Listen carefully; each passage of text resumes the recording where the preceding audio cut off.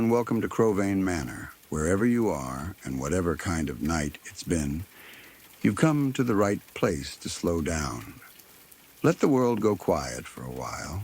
Out here, none of it needs your attention. Many of you return to these rooms night after night, and I'm grateful for that.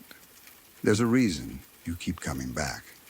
The stories kept inside these walls aren't quite like the ones you'll hear anywhere else.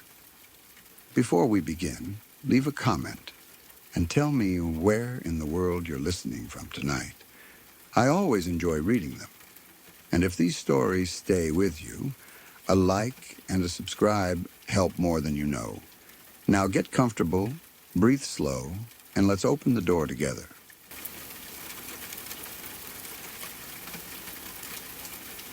When I was in either 7th or 8th grade, Halloween was still one of the biggest nights of the year for everyone in our neighborhood. We lived in one of those upper-class suburban areas where people barely locked their doors during the day. Kids rode bikes around freely, and crime almost never happened. The kind of place where neighbors knew each other by name and everyone believed terrible things only happened somewhere else. Our neighborhood especially loved Halloween. People decorated weeks in advance. Giant fake spider webs hung across porches. Carved pumpkins lined walkways. And almost every house handed out huge amounts of candy because parents considered the area safe enough for kids to roam freely all night. That year, 2 of my friends had asked if I wanted to go trick-or-treating with them. Normally, I absolutely would have gone. But earlier that week, I had already promised my mom I would stay home and help pass out candy instead. At the time, I remember being slightly annoyed about it, because wandering around with friends sounded way more fun than sitting at home, answering the door all night. Looking back now, that random decision still unsettles me, because if I had gone out with them that night, there is a very real chance I would have crossed paths with a murderer. Halloween itself started completely normal. Kids everywhere in costumes. Parents walking around with coffee cups. Teenagers running through the streets laughing. Constant doorbells ringing. The whole neighborhood glowing with porch lights and decorations. My mom and I spent most of the evening handing out candy to endless groups of children. Every time one bowl emptied, we refilled another. Around us, everything felt safe and ordinary in the way suburban neighborhoods always do during holidays. Eventually, though, the crowd started thinning out. It got later, colder, quieter, and finally we handed out the last bucket of candy and shut off the porch light. At that point, I thought the night was basically over. Then everything changed. Not long afterward, we suddenly started hearing police activity outside. At first, it was subtle. Patrol cars moving through the neighborhood. Flashing lights in the distance. Neighbors stepping outside, looking confused. Then eventually, there was a knock at our door. Police officers stood outside, informing us the neighborhood was temporarily on lockdown. Nobody could leave. Nobody could enter.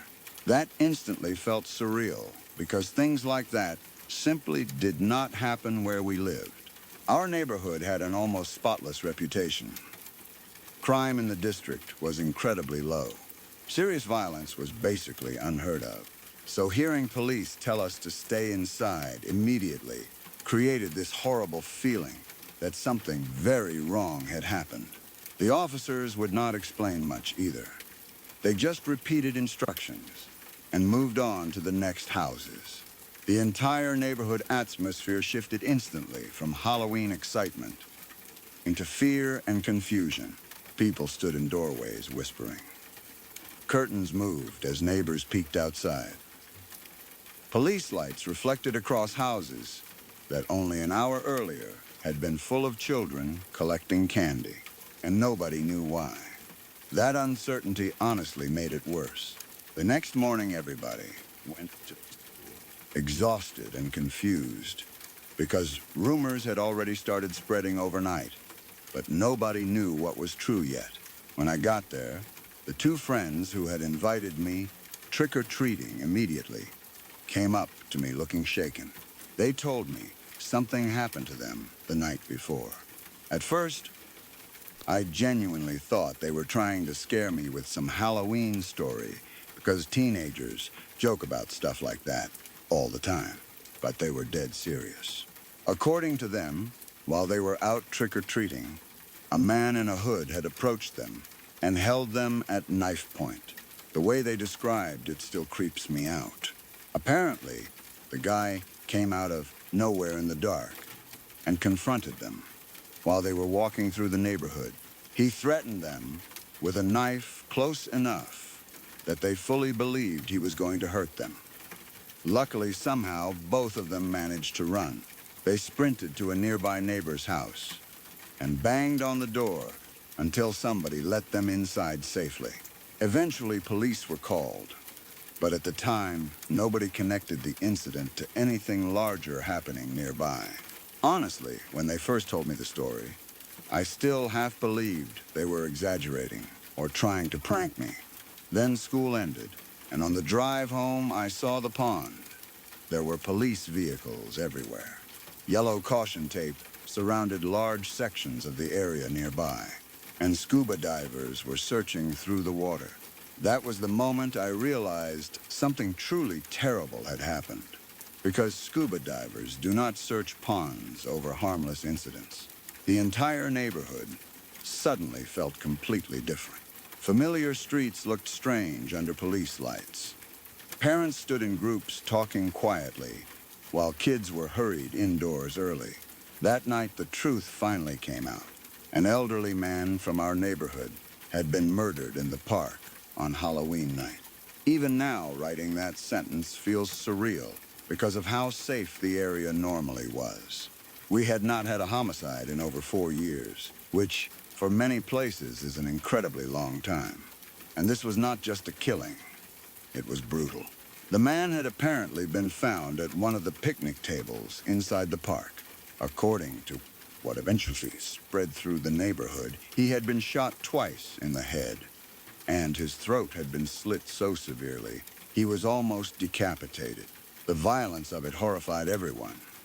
This was not some robbery gone wrong or random fight. It sounded monstrous. And the worst part was who discovered the body. Apparently, one of my neighbor's sons had been walking their dog late that night when he stumbled across the scene. I cannot even imagine the trauma of that. 1 second, you are outside doing something completely ordinary. The next second, you discover a murdered man sitting at a picnic table in your neighborhood park on Halloween night. For days afterward, fear spread through the neighborhood like poison. Everybody assumed some lunatic was hiding nearby. Parents stopped letting kids walk alone anywhere. People locked doors constantly. Every strange noise at night suddenly felt threatening. And because it happened on Halloween, the entire event took on this surreal nightmare quality. The hooded man my friends encountered suddenly felt much more real and more terrifying. More stories slowly started surfacing, too. Several other kids apparently reported being approached or threatened by a hooded figure carrying a knife that same night. But many parents dismissed the stories initially. They assumed their children were exaggerating Halloween scares or making things up for attention. That realization became chilling afterward because it meant the killer may have been wandering through the neighborhood, interacting with children only hours after committing murder. Then, a few weeks later, police identified the suspect, and somehow, that revelation felt almost worse than the mystery, because the killer was not some drifter or escaped criminal from far away. It was a high school student from our own neighborhood. I remember the shock people felt hearing that. A teenager, someone local, someone people probably passed regularly, without thinking twice. According to what spread afterward, he had been considered quiet and isolated at school, a loner type. Apparently, he shaved his beard immediately after the murder, which police considered suspicious once they started investigating him more closely. Then they searched his locker, and what they found terrified everybody.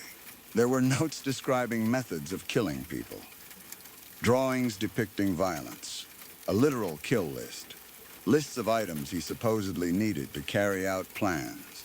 Suddenly, the whole situation transformed from random horror into something even more disturbing. Because this was not impulsive violence. This was somebody fantasizing about murder long before Halloween night. And somehow he had been living quietly among everyone the entire time. The manhunt afterward became huge local news, apparently. Once police identified him, it still took another 2 days before they finally found him. They eventually located him alone in a wooded area riding his bike. That image always felt eerie to me, too. A teenage killer hiding in the woods, while the entire neighborhood lived in fear. Even now, years later, the whole thing still feels unreal when I think back on it. Mostly because I actually remembered the victim.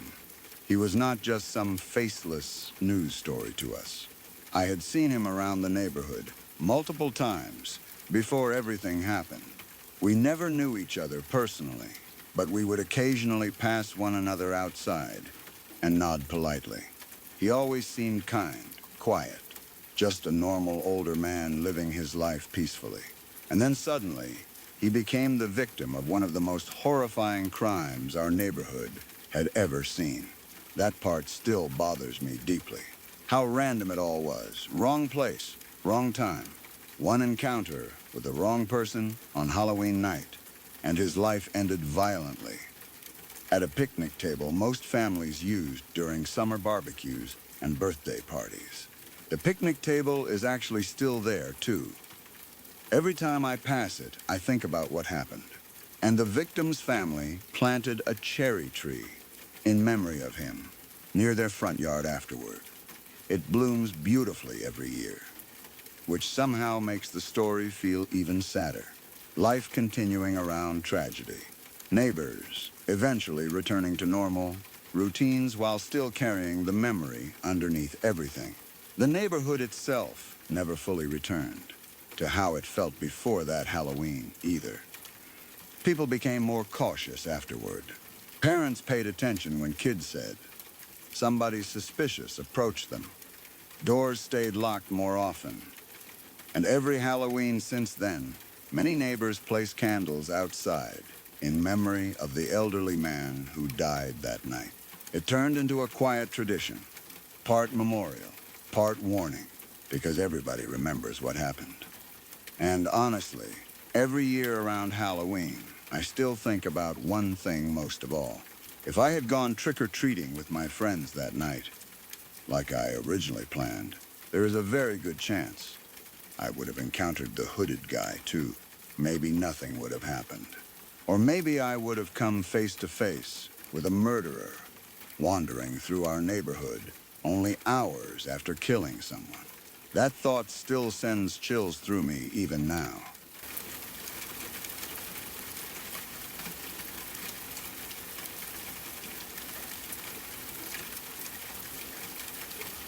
One of the things that genuinely scares me most in life is realizing there are people walking around who look completely normal on the outside, but feel almost empty inside when it comes to empathy or remorse.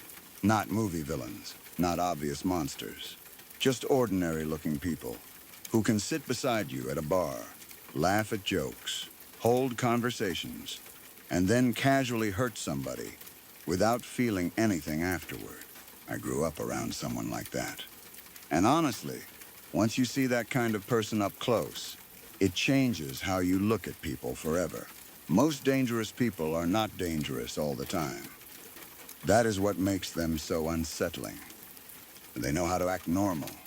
They understand how to blend in. If they acted insane constantly, everyone would avoid them immediately. This guy did not seem strange at first glance. He could joke around, talk normally, sit quietly in a room like anyone else. But every now and then, something underneath would show itself. And when it did, it felt cold in a way hard to describe. One night really made me understand exactly what he was. We were at a bar together years ago. Nothing unusual about the night at first. Just crowded loud, people drinking, music playing, glasses clinking everywhere. The usual chaos bars always have. People bumping into each other constantly because everybody is packed too close together. At one point, some random guy accidentally bumped into him while walking past. Not aggressively either, just normal crowded bar contact. The guy immediately turned and said, "Excuse me." Then he kept moving. That should have been the end of it. Honestly, I forgot about the whole thing within seconds. The guy who bumped him definitely forgot too. But the person I was with did not. And that is the part that still disturbs me. 3 hours passed after that moment. 3 hours. We kept drinking, talking, sitting there, like nothing happened. The bar got louder as the night went on. People moved in and out constantly. I remember thinking about completely ordinary things. Whether I had enough gas to get home, whether we should grab food afterward. Random meaningless thoughts people normally have during nights out. Meanwhile, this guy was apparently thinking about one thing only. The man who bumped into him. And the truly creepy part is he was not drunk. Buzzed maybe, but fully in control. That matters because this was not some impulsive, drunken rage situation where somebody loses control in the moment. This was calculated patience. He sat there calmly for hours, watching that guy from across the bar, waiting. The other guy clearly had no idea. He laughed with friends, talked normally, ordered drinks, probably completely forgot. The accidental bump happened at all, but the guy I was with had not forgotten for even a second. That is what unsettled me afterward, more than the violence itself. The patience. The way he could quietly hold on to anger without showing it outwardly at all. Eventually, after hours passed, he suddenly looked at me and casually said, "Let's go." Nothing emotional in his voice. No anger, no tension, just calm. We started walking toward the exit, and as we passed the guy who accidentally bumped him earlier, everything happened instantly. He grabbed a bottle, turned, and smashed it directly into the guy's face. Hard. The sound was horrible. Glass exploding. People screaming. Blood immediately everywhere. The whole bar erupted into chaos instantly, and we ran. Pure adrenaline at that point. People shouting behind us while we got outside fast, before security or police could react. I remember my heart pounding violently while we rushed away from the area.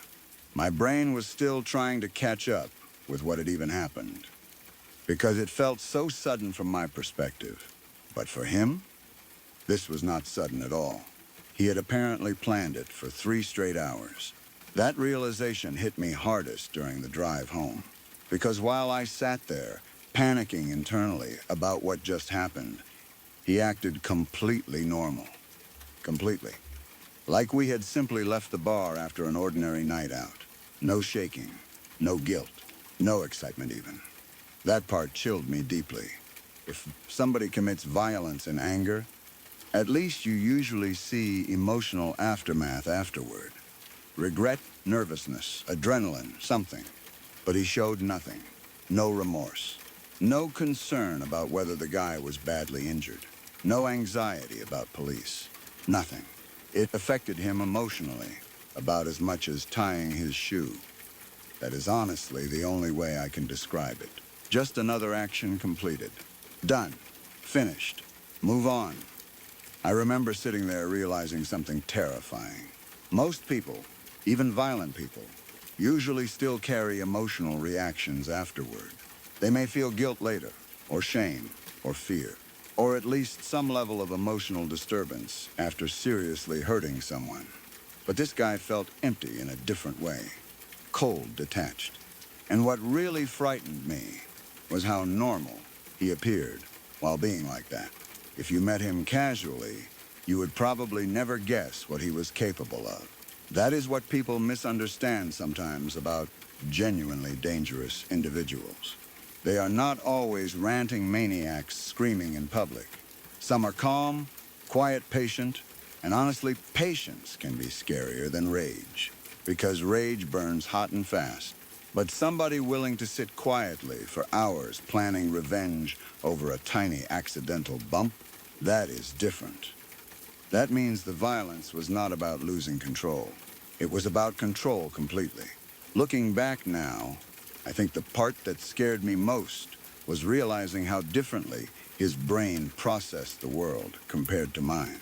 I forgot the bump happened almost immediately because normal people filter minor social interactions away. Constantly. Crowded bars are chaotic. People bump into each other. Life moves on. But in his head, that tiny moment became something worth revenge. And he was willing to wait calmly until the other person felt completely safe again before attacking. That mindset terrified me more than the actual assault, because it revealed something fundamental about him. He did not experience other people emotionally the same way normal people do. The injured guy became less like a human being, and more like an object connected to unfinished business in his mind. Once the score felt settled, he simply moved on internally. No guilt required. No emotional weight attached. I honestly think people underestimate how many individuals like that exist quietly around them. Not necessarily serial killers or movie psychopaths. Just people missing something essential emotionally. People capable of hurting others without internally experiencing the moral shock most humans feel naturally. And the frightening part is, they often hide it extremely well. That experience permanently changed how I look at human behavior, especially calmness. Because before that night, I assumed the most dangerous people were the loudest ones. The people screaming threats or acting unstable openly. Now I think sometimes the truly dangerous people are the calm ones, quietly keeping score, while everyone else forgets the conflict even existed. I still think about the guy who got attacked sometimes, too, because from his perspective, he probably had absolutely no warning. Imagine accidentally bumping into someone at a crowded bar, apologizing politely, then spending hours having a completely normal night, thinking nothing of it. Then suddenly getting smashed in the face with a bottle while leaving. No argument beforehand. No escalation. Just violence appearing out of nowhere. Because somebody silently carried resentment the entire time. That is terrifying. And honestly, after growing up around someone like that, I became much more aware of how fragile normal life actually is. There are people out there who genuinely do not think like most of us. People who can hurt someone and sleep perfectly afterward. People who view violence as simple problem solving instead of emotional catastrophe. And the scariest part is you often cannot identify them immediately. They laugh, work jobs, hold conversations, stand beside you in bars. Then one day you suddenly realize there is something missing inside them that most people take for granted. Empathy, remorse, human hesitation. And once you see that absence clearly in somebody's eyes, you never completely forget it afterward.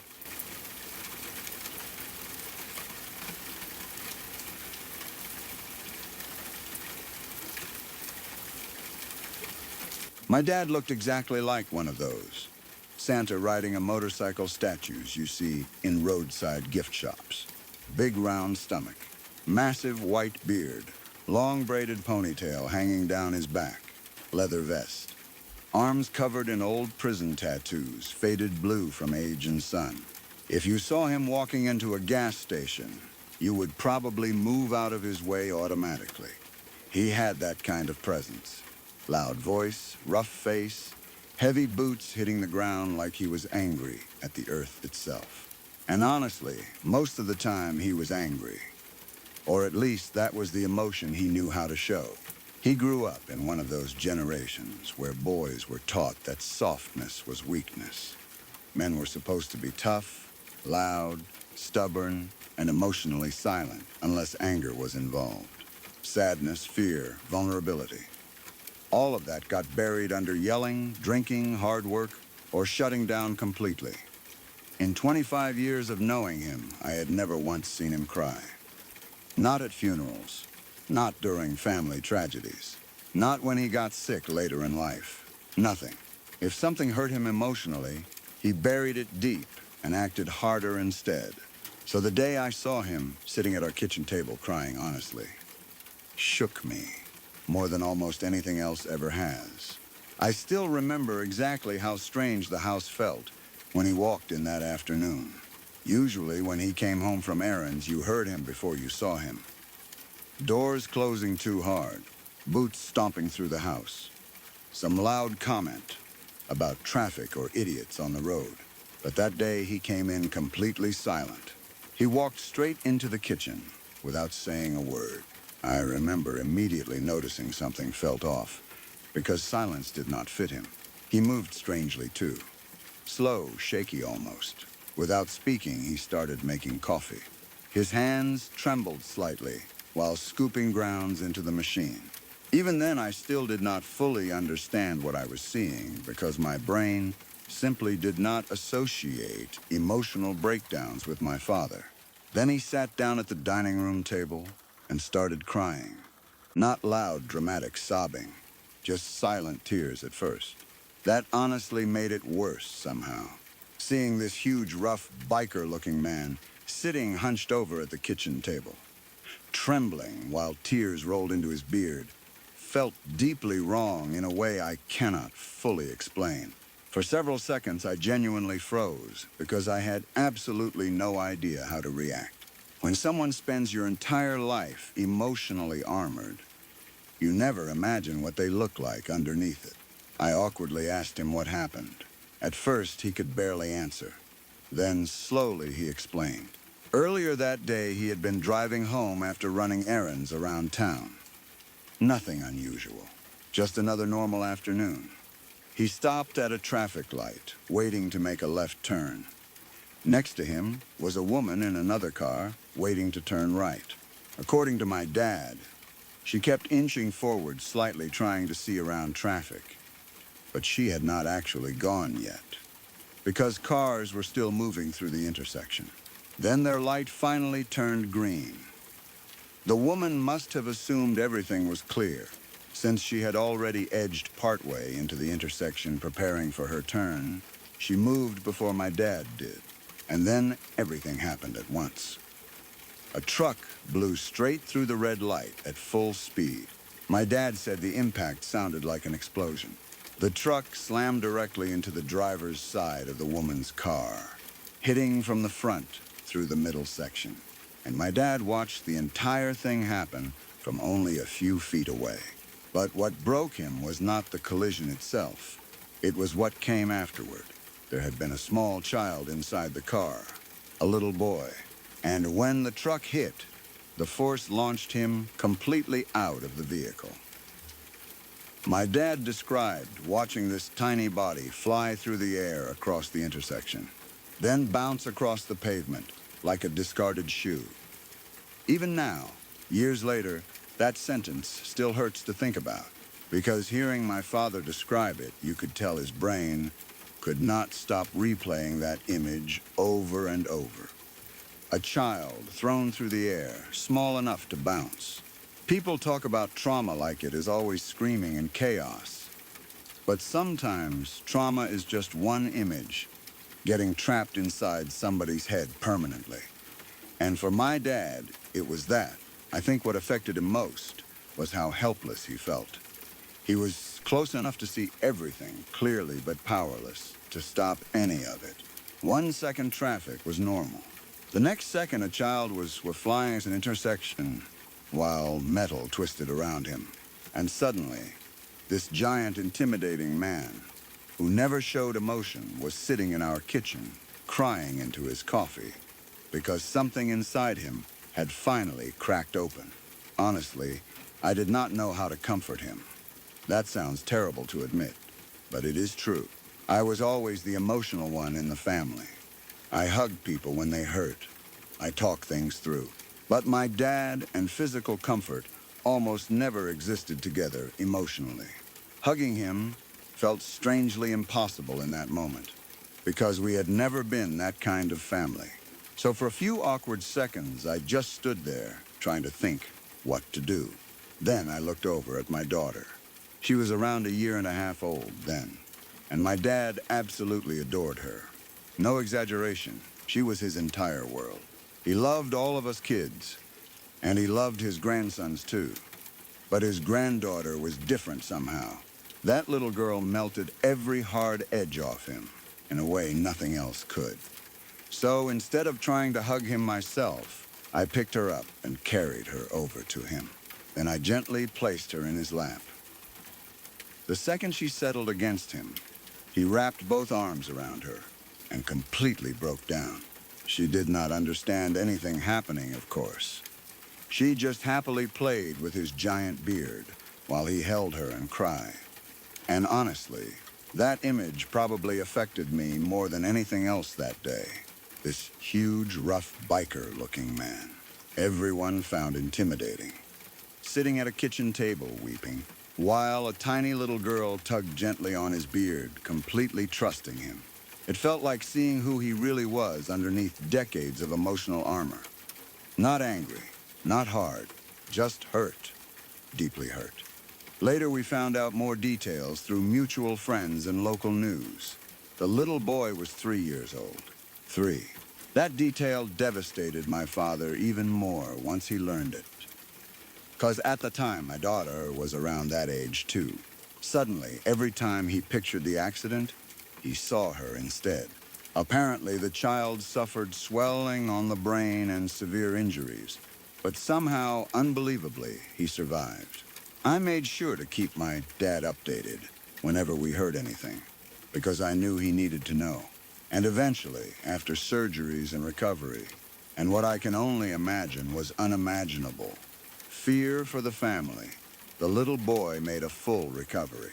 When I told my dad that, I remember seeing this visible release in him, like he had been holding his breath emotionally for weeks.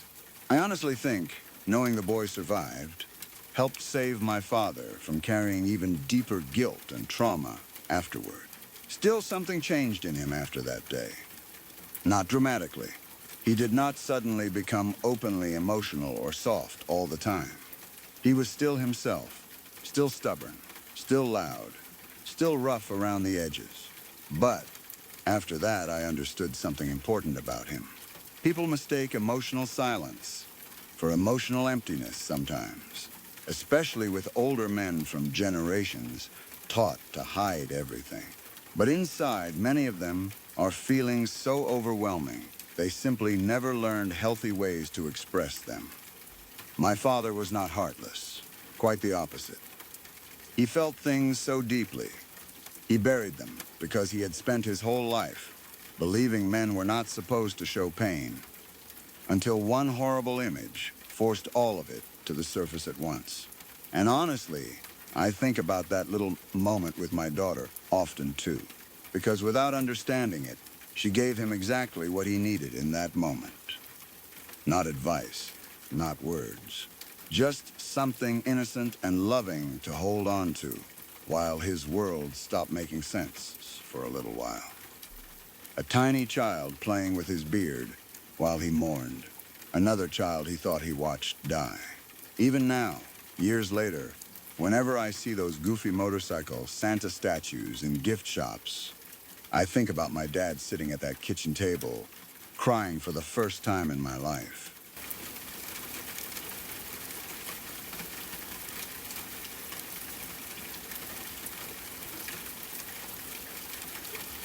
It was one of those perfect summer mornings that feels impossible to forget afterward. Bright blue sky, warm sunshine, barely any clouds, and just enough cool air early in the day to make being outside feel good instead of exhausting. The 5 of us had been planning the biking trip for weeks, and finally in June, we decided to actually do it. At the time, it honestly sounded easy. Fun even. None of us really understood how long the trail actually felt. Once you were physically out there, riding, mile after mile. I had the biggest vehicle out of everyone.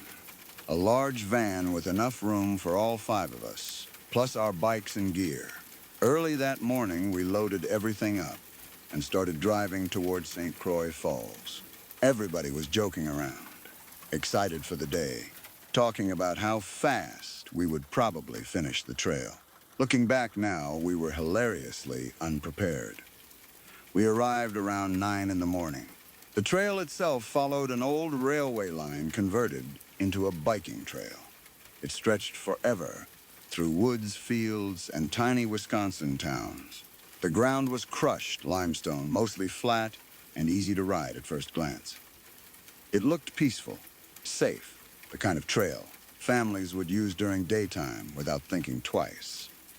There was a small fee to access the trail, so we paid, unloaded our bikes, and started riding.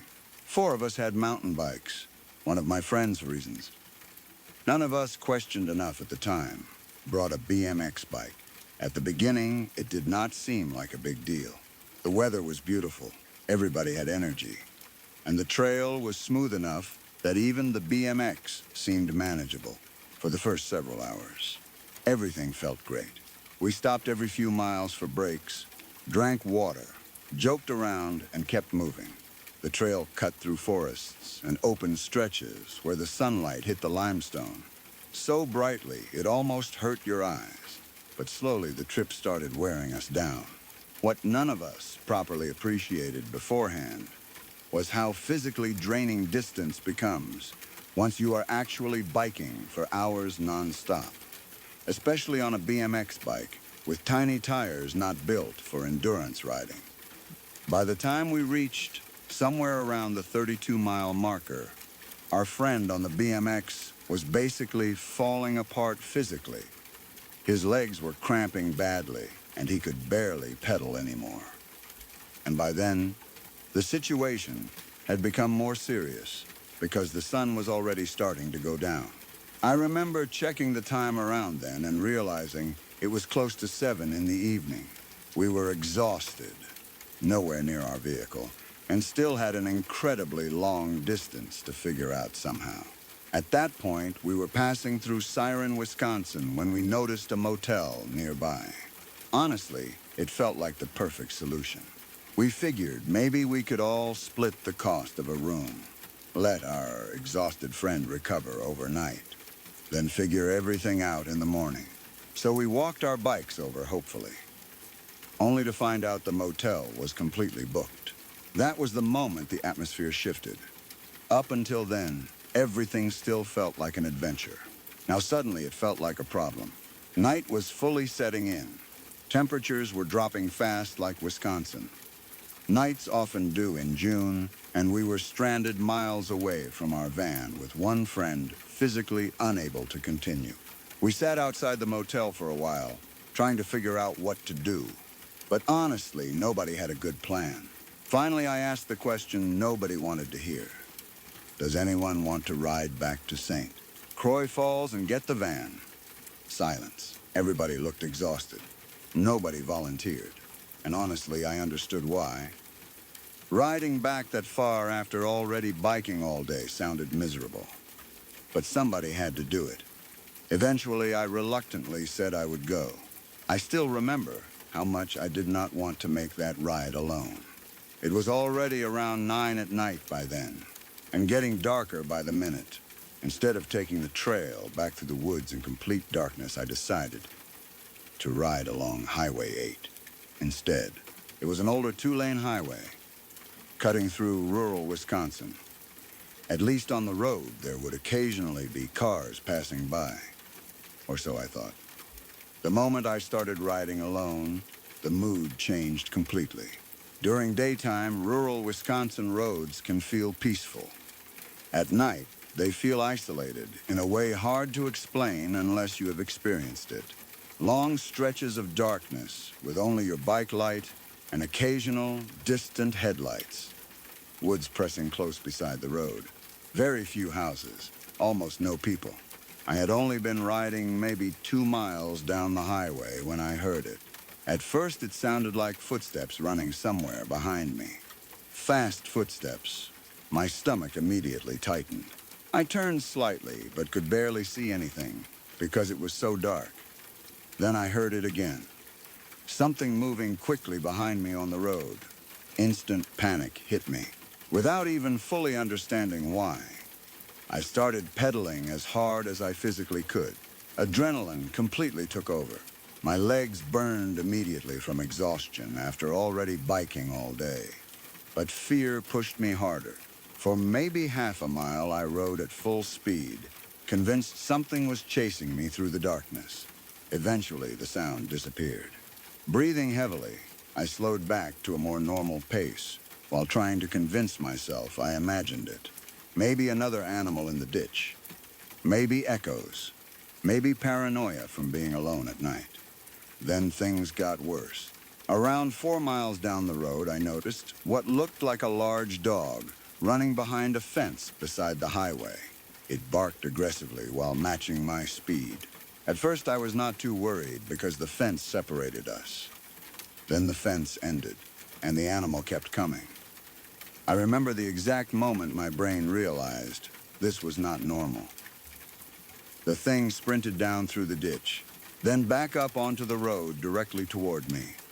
Still barking, showing teeth, and suddenly I understood. This was not just some random dog. It was much bigger than I initially realized, lean, wild-looking. Its movement felt wrong somehow compared to a domestic dog, and then it hit me. Wolf. Or at least something extremely close to one. The animal started lunging toward me aggressively, while I tried desperately to keep riding. But every time it rushed close, I had to jump off the bike, instinctively to stop it from attacking me. I began using the bike like a shield between us. Whenever the wolf backed slightly away toward the roadside, I would try climbing back onto the bike, but the second I started pedaling again, it charged back at me, snarling. So once again, I jumped off and shoved the bike between us. This repeated over and over. And the entire time, there were barely any cars passing. That honestly made the situation feel hopeless. If a steady stream of traffic existed, maybe the animal would have backed off. But most of the road remained dark and empty for long stretches. Then my nightmare escalated even further. Up ahead near the woods sat this old electrical shack with a weak dim light glowing nearby. And because of the barking, I suddenly noticed movement near the trees. More animals emerging from the darkness. 3, maybe 4 more. At that moment, genuine terror hit me harder than anything I had ever experienced before. Because now it was not one aggressive animal anymore. It was a group. And I was alone on a dark rural highway, exhausted from biking all day. I honestly believed I was going to die there. People underestimate how terrifying wild predators feel up close. Your brain immediately understands. You are physically outmatched. The darkness, the isolation, the snarling, the eyes reflecting faint light. It all taps into something ancient in human fear. For what felt like forever, I kept trying to fend them off with the bike while backing slowly down the road. Then finally, I saw headlights approaching. A car. Relief exploded through me instantly. I ran directly into the middle of the highway, waving desperately, trying to flag the driver down. And he drove past me. My heart completely dropped. I thought that was it. Then suddenly I saw brake lights. The car slowed farther down the road, stopped, turned around, and came back. To this day, I still remember that feeling of absolute relief when his headlights pulled beside me. The driver rolled down his window, asking what was happening. I was shaking so badly from adrenaline, I could barely explain properly. But somehow, I managed to tell him wolves were trying to attack me, and asked if he could take me back to St. Croix Falls. Without hesitation, he said, "Don't worry about it. It's a rental. If you can fit your bike in the back seat, I'll give you a ride." Even now, I still cannot believe he stopped. Most people probably would not have. The car was an older Ford Granada. Not exactly spacious, but somehow through pure adrenaline and desperation, I managed shoving the bike into the back seat. Then I climbed in. The second those doors shut felt like escaping death. I remember sitting there breathing hard while the warmth and light inside the car, suddenly made everything else feel unreal. The driver stayed calm the entire time. No annoyance, no suspicion, just kindness. He drove me all the way back to my van in St. Croix Falls without hesitation. And afterward, I never saw him again. No name, no way to thank him properly, nothing. But honestly, to this day, I genuinely believe that man saved my life. Maybe not literally. Maybe the wolves eventually would have backed off. But standing alone on that dark highway, surrounded by snarling animals, while exhausted and miles from help, I truly believed I was moments away from being attacked. And then suddenly this stranger appeared out of nowhere and stopped when nobody else would. That kind of thing stays with you forever. Even now, whenever I think about guardian angels, I picture an older Ford Granada pulling a U-turn on a dark Wisconsin highway while wolves circled somewhere behind me in the woods.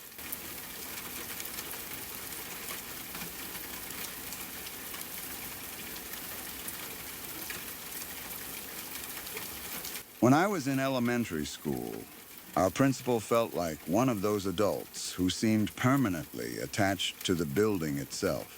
The kind of person you cannot really imagine existing anywhere else except inside school hallways under fluorescent lights.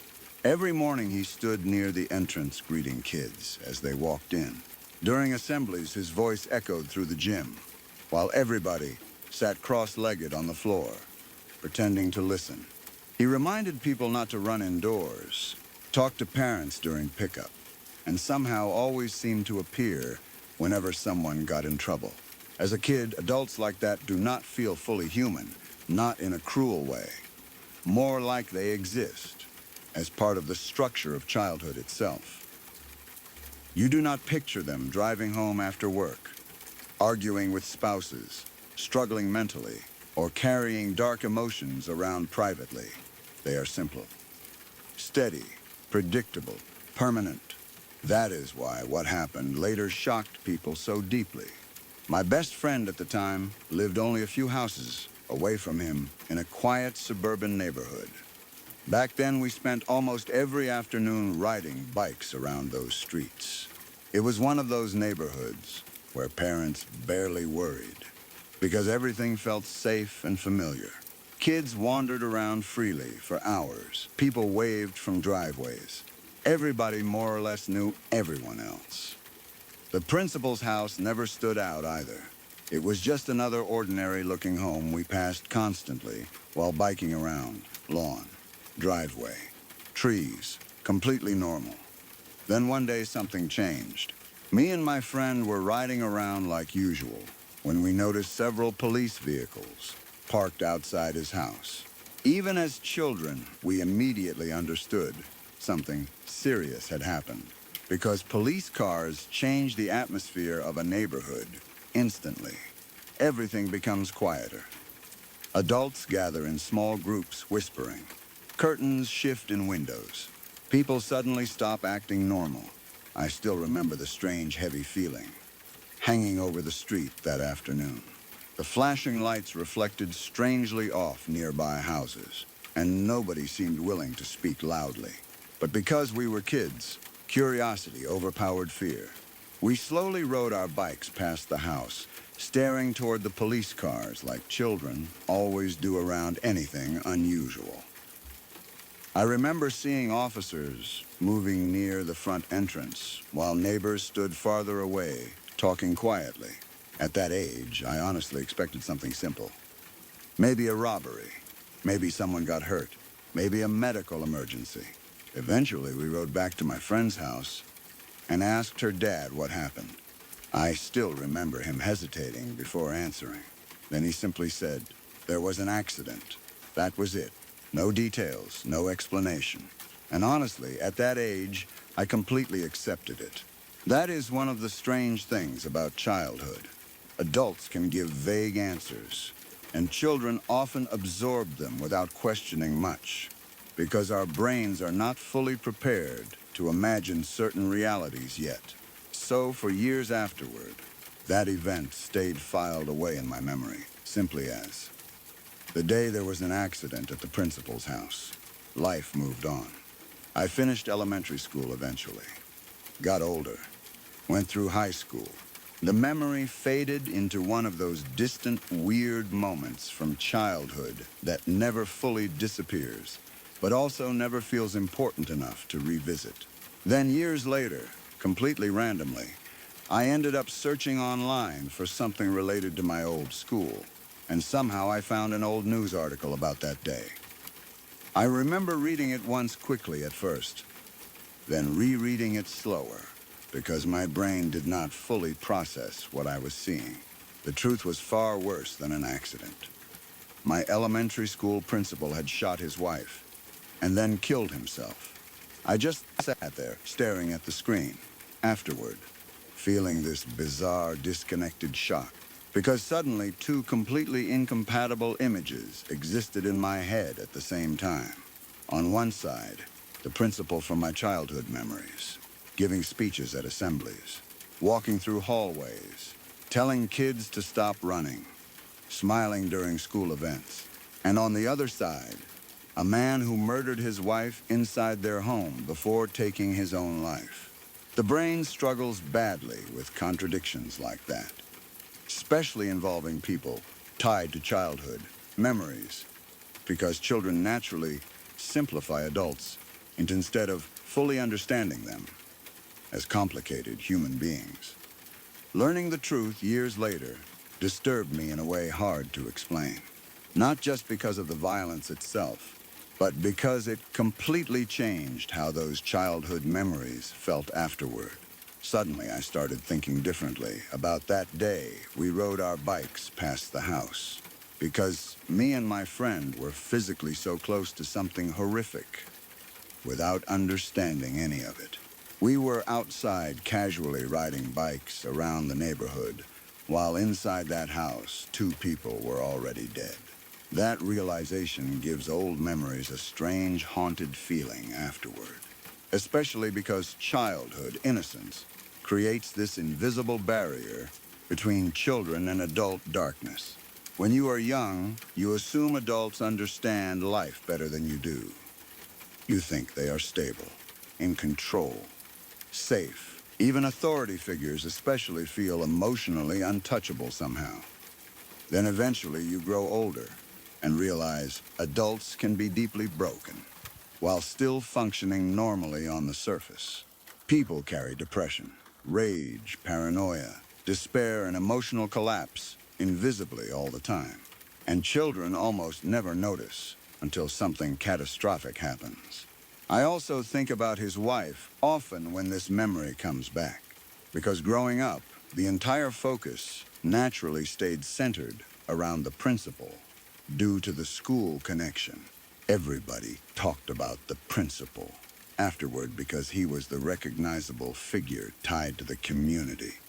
But there was also a woman whose life ended violently inside that quiet suburban house. A real person reduced to background detail in most people's memory of the event.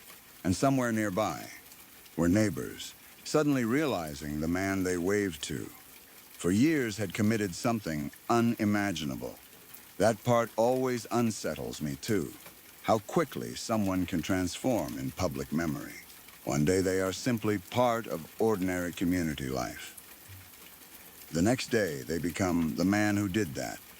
And afterward, everybody who knew them starts replaying old interactions, searching for warning signs. I wonder how many people did that afterward. Teachers, parents, neighbors, trying to mentally reconstruct whether there were clues anybody missed. The strange thing is that from my childhood perspective, he never seemed unusual at all. Just strict sometimes, normal, which honestly may be the most frightening part. Because terrible emotional collapse often happens privately long before the outside world notices anything wrong. I think learning the truth years later affected me differently than it would have if I had known immediately as a child. As a kid, I probably would have simply felt scared. But as an adult, the story carries different weight. You understand the tragedy more fully. Not only the violence itself, but the emotional destruction surrounding it. The grief left behind, the horror neighbors felt, the trauma for extended family members, the way communities quietly carry events like that for decades afterward, even when nobody talks about them openly anymore. And honestly, it permanently changed how I view childhood memories, too. Because growing older means slowly realizing adults were hiding terrible realities from you. All the time when you were young. Deaths, addiction, violence, suicides, affairs, financial collapse, mental illness. Children move through worlds full of hidden adult pain without realizing it. Adults soften stories intentionally because they want kids to keep feeling safe for as long as possible. So instead of murder-suicide, children hear, there was an accident, and for years, that explanation feels complete enough. Until one day you become old enough to uncover the real story and suddenly realize how much darkness existed around you without your knowledge. Now, whenever I picture that neighborhood from childhood, I still see the same sunny suburban streets and kids riding bikes around freely. But somewhere in the middle of those memories is a quiet house with police cars outside, while adults whispered and children unknowingly pedaled past a tragedy. They were too young to understand. Forgive me for stepping in for just a moment.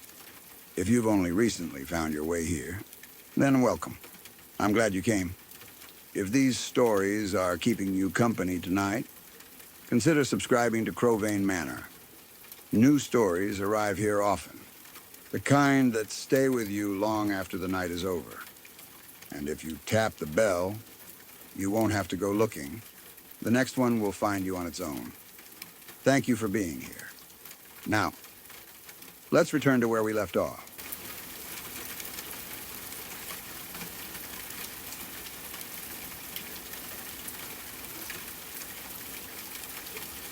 I was going through one of the lowest points of my life when all of this happened. I had been sick for a while, and because of that, I lost my job. Not long after that, my relationship fell apart too. Everything seemed to happen at once, like life had decided to pull the floor out from under me in one go. I had no steady work, no partner, not much money, and my mind was in a very bad place. I ended up renting a room in an old house in a small English village. The kind of house that looks charming from the outside, but feels cold and tired once you actually live in it. It had narrow hallways, creaky stairs, old walls, and that damp smell that some older houses never really lose. It was not the kind of place you move into because you are excited about a fresh start. It was the kind of place you end up in because you do not have many other choices. There were a few other people living in the house, too. Everyone had their own room, and we all shared the kitchen and bathroom. It was one of those living situations where you do not really know anyone properly, but you still end up knowing little details about them because you hear them walking around, cooking, talking on the phone, coming home late, or leaving early. Most people kept to themselves. There was always that slightly awkward feeling of strangers living too close together, pretending not to notice each other's lives through thin walls. One of the other residents was a tall man who worked as some kind of freelance gym instructor or personal trainer. He was in good shape and carried himself like someone who knew he was physically strong. At first, he seemed friendly enough. He would say hello on the landing or make small talk in the kitchen. He was not rude, and there were moments where he could even seem charming in a strange way. But there was something about him that made me uneasy from the beginning. I could not put my finger on it at first. It was not just the way he looked, and it was not anything obvious he had done. It was more like there was something behind his eyes. that did not match the way he smiled. Over the months, we became a little friendlier. Not close friends, exactly, but friendly enough to stop and talk if we saw each other around the house. When you live in a place like that, small conversations can start to feel bigger than they are, especially when you are lonely and mentally struggling. I was isolated, depressed, and trying to get through each day without falling apart. So even basic human contact felt important sometimes. He must have sensed that, or maybe he was just good at reading people. One evening, we were talking on the landing. I do not remember exactly what started the conversation, but it carried on longer than usual. He seemed relaxed, and after a while, he invited me back to his room for a drink. He said he had some scotch. I did not have anything better to do, and at that time, I was not in the best state to make careful choices, so I said yes. His room felt different from the rest of the house. It had this strange energy to it, like it belonged to someone who wanted people to notice certain things. The first thing that caught my eye was a machete mounted above his door. It was not hidden away. It was displayed. I remember looking at it and thinking that it was a weird thing to have in a rented room. But I told myself not to overreact. Some people collect knives. Some people like strange decorations. I tried to ignore the bad feeling in my stomach. We sat down and started drinking. At first, the conversation was normal enough. He was talking about fitness, work, and bits of his past. But after a few drinks, his tone changed. It was like he wanted to impress me, or scare me, or maybe both. He started telling me that he used to be a big-time drug dealer in London.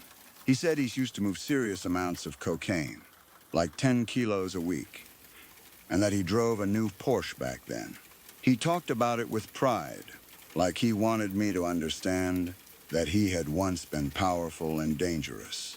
Then he said he had fallen out with the Jamaican Yardies, and that they had put a hit out on him. He said it calmly, almost casually, as if he was talking about an old business disagreement. Then he started saying things like he had dealt with people when he needed to.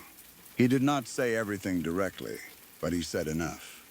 He wanted me to know what he meant. He wanted me to imagine it. The whole time I was sitting there with a drink in my hand, looking around his room, trying to work out how serious he was. Part of me thought he might just be lying. People tell stories. Some people build whole fake lives around themselves because they want to seem hard or important. But another part of me thought, even if half of this is nonsense, something is still wrong here. Normal people do not talk like this to someone they barely know. Then he's told me he had spent 3 years in a secure psychiatric facility. He said doctors told him something was wrong with him. He said he was supposed to take medication, and if they found out he was not taking it, he would be arrested and taken back. He said this like it was almost funny, like it was just another part of his story. That was the moment the air in the room changed for me. I remember looking again at the machete above the door and thinking, I need to leave. Not in a dramatic way, not in a panic, but in that quiet, cold way where your body understands danger before your mind fully admits it. I kept my face calm. I did not want to upset him or make him think I was judging him. I made some excuse after a little while, something about being tired, and I got out of there. After that night, I tried to keep a bit more distance from him. I did not want to be rude, because living in the same house as someone like that is difficult. You cannot just disappear. You still share the same kitchen. You still pass each other in the hallway. You still hear their footsteps outside your door. So I stayed polite but careful. About a week later, I saw him in the kitchen. He asked me how I was doing. I was not thinking clearly, and I was tired of pretending, so I said something like, "Depressed, mate." It was an honest answer. Probably too honest for someone like him. I did not mean it as a serious cry for help. I was just worn down and miserable. Later that night, I went back to my room and got into bed. A little while after that, there was a knock at my door. I opened it, and he was standing there holding a big bag. He handed it to me and said it was all his psychiatric medication. Then he said that if I was depressed, I should take the lot, and tomorrow I would not be depressed anymore. For a second, I did not even know how to respond. It was such a disturbing thing to say. He had literally handed me the means to kill myself and suggested I do it. There was no concern in his voice, no warmth, no attempt to help. It was said almost like advice, like he was offering a practical solution. I remember holding that bag and feeling sick. I was already mentally fragile. And here was this man standing at my door, casually pushing me toward the worst possible outcome. That moment stayed with me. It showed me something about him that was even worse than the stories he had told. Maybe the stories were true, maybe they were lies, but this was real. This was something he had actually done. He had looked at someone who admitted they were depressed and decided to give them a bag of pills. After that, my fear of him became more serious. I did not trust him at all. Still, I was not in a good enough place to simply pack up and leave immediately. When you are broke, sick, and mentally unwell, leaving a bad living situation is not always simple. So I stayed a bit longer and tried to avoid him. Eventually, we had an argument in the kitchen. I cannot remember every detail, but I remember I was looking for a pot or pan, and I must have been making noise while moving things around. He did not like it. He snapped at me for clanking about too loudly. Maybe on another day I would have apologized and walked away, but I was in such a bad state by then that I lost my temper. I'd been afraid of him for weeks, and I think something in me finally pushed back. I said something along the lines of, "Do me a favor and fuck off, mate. I'm not scared of your bullshit stories. I'll punch your fucking lights out if you talk to me like that again." It was stupid. I know that now. I was a heavy bloke myself, and I was angry, but he was much stronger than he looked. The second the words left my mouth, his whole expression changed. Before I could properly react, he grabbed me and picked me up like I weighed nothing. I was not a small man, but to him I might as well have been a child. He threw me against the wall hard enough to knock the air out of me, then got right in my face. He screamed, "Do you want me to go and get my crossbow out of the car and shoot you in the fucking head?" That was not a normal threat. It was too specific, too easy for him to say. He did not say, "I'll hurt you," or "I'll kill you." He specifically mentioned a crossbow in his car. And because of everything he had already told me, because of the machete, because of the pills, because of the way he was holding me, I believed he might actually do it. Thankfully, at that exact moment, the landlord came upstairs. I do not know what would have happened if he had not. The man dropped me and stormed off. I was shaken badly. My anger vanished instantly and was replaced by that cold fear again. I knew then that I had made a terrible mistake by challenging him. Not long after that, I left the place. My mental health completely collapsed, and I had what I would describe as a bad nervous breakdown. Everything in my life had already been falling apart, and living around that kind of tension made it worse. I knew I had to get out before something terrible happened. As I was leaving, the landlord told me that the man had left a message for me. He said, "If you see him run," that should have scared me more than it did. At the time, I was mostly numb. I watched my back for a while afterward, of course. If I walked somewhere and saw a tall man in the distance, I would look twice. If a car slowed down near me, I would notice. But after enough time passed, I started telling myself he was just unwell and full of threats. Dangerous, maybe, but probably not the kind of person who would actually follow through. I wanted to believe that because believing anything else was too much. Years passed. I rebuilt my life slowly. I got away from that old rented room, away from that village house, away from that version of myself. I eventually ended up in my own house, in my own bed, living a life that felt much more stable than it had back then. The memories were still there, but they became less sharp.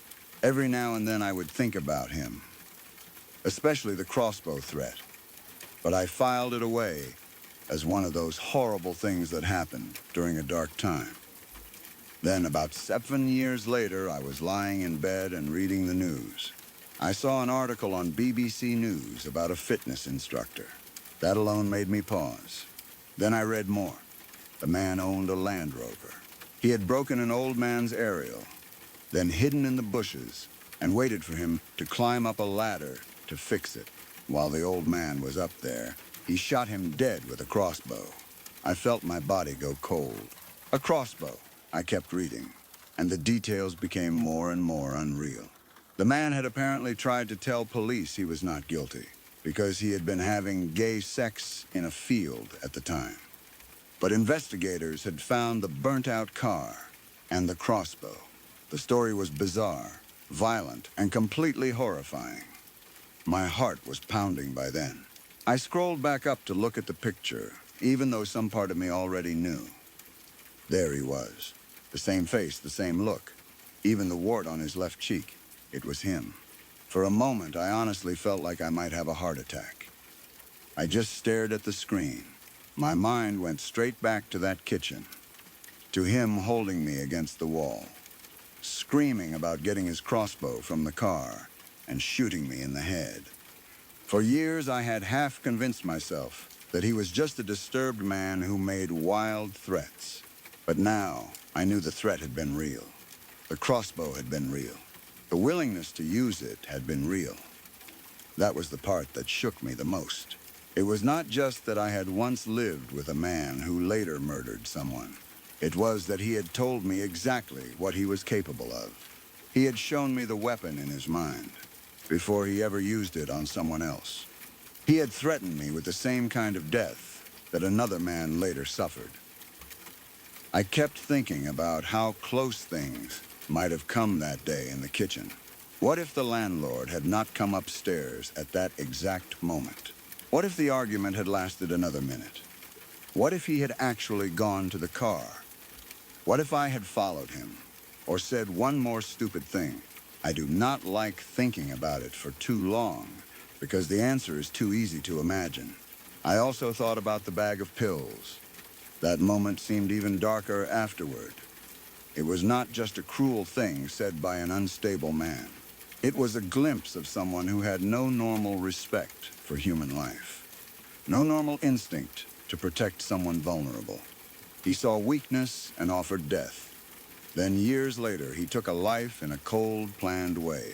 For a long time after reading that article, I could not get over the shock. Even now, years later, it still bothers me. Most people never know how close they come to danger.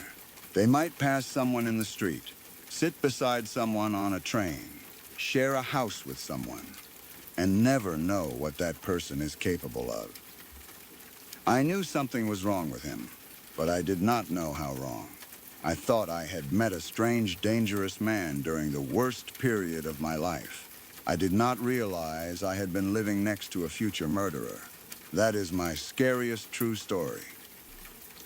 Not because of ghosts, not because of anything supernatural, but because it proved that sometimes the monster is just a man in the next room, smiling at you in the kitchen, offering you a drink, telling you some stories, a hope are lies, and waiting for the day someone pushes him far enough to show the world they were true.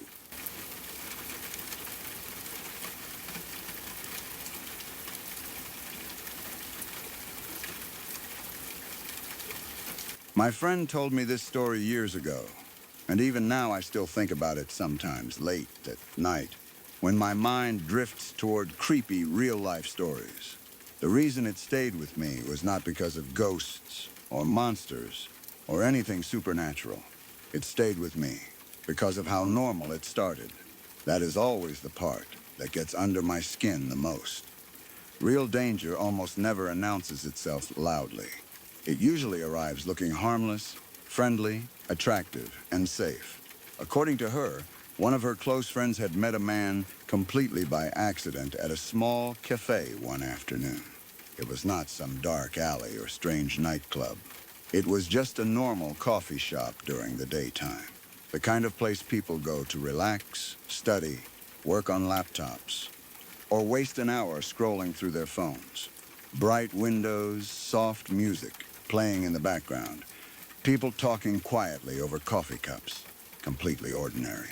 Her friend had apparently gone there alone, just to get out of the house for a bit. I think my friend said she had been stressed lately and wanted a quiet afternoon to herself. She ordered a coffee and was standing near the counter waiting for it when the guy started talking to her. At first, it was something small and harmless. Maybe a joke about the long wait, or a comment about the weather. One of those casual conversations strangers sometimes have while standing around awkwardly waiting for drinks. But apparently the conversation clicked almost immediately. He was funny, confident, and easy to talk to. He did not come across as creepy or pushy. In fact, according to the story, he was unusually charming. The kind of person who makes you feel comfortable very quickly, without even seeming to try. You know how sometimes you meet someone and conversation just flows naturally? That was supposedly what it felt like for her. They started talking while waiting in line, then ended up sitting together after getting their drinks. One coffee turned into another. Time passed without either of them noticing much. From the way my friend described it, her friend genuinely thought she had just randomly met a really nice guy. He asked about her life without sounding nosy. He joked around naturally. He seemed interested in what she was saying, instead of just waiting for his turn to talk. He was well-dressed, clean-cut, calm, and confident in a way that made him seem trustworthy.